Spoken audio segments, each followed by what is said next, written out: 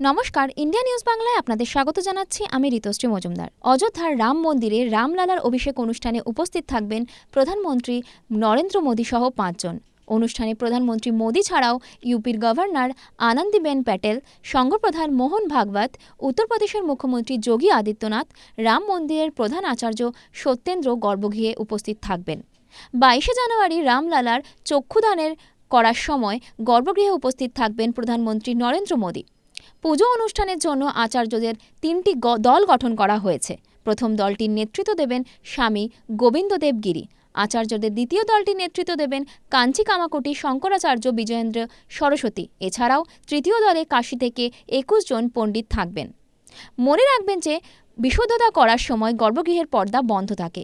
মূর্তি থেকে পর্দা অপসারণের পর প্রতিমাকে একটি আয়না দেখানো হয়, যাতে ভগবান নিজে প্রথমে তার মুখ দেখতে পারেন।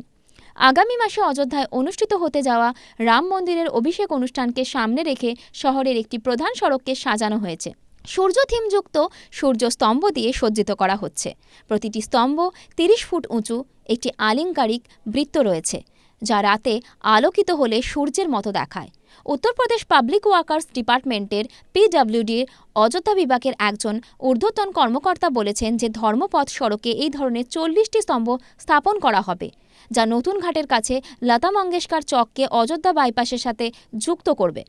পবিত্রতা বা বিশুদ্ধতা অনুষ্ঠানের আগে রামপথ এবং অযোধ্যার অন্যান্য প্রধান সড়কে অবস্থিত দোকানের শাটারগুলি হিন্দু প্রতীকের শিল্পকর্ম দিয়ে সজ্জিত করা হয়েছে। এই নিদর্শনগুলির মধ্যে মন্দিরের আকৃতির সাথে জয় শ্রীরাম এবং স্বস্তিক চিহ্নের স্লোগান রয়েছে। একজন ঊর্ধ্বতন কর্মকর্তা বলেছেন যে স্থানীয় কর্তৃপক্ষ 22 জানুয়ারি অনুষ্ঠিত প্রাণ প্রতিষ্ঠার জন্য শহরটিকে সাজানোর প্রচেষ্টার অংশ হিসেবে এই কাজটি করেছে।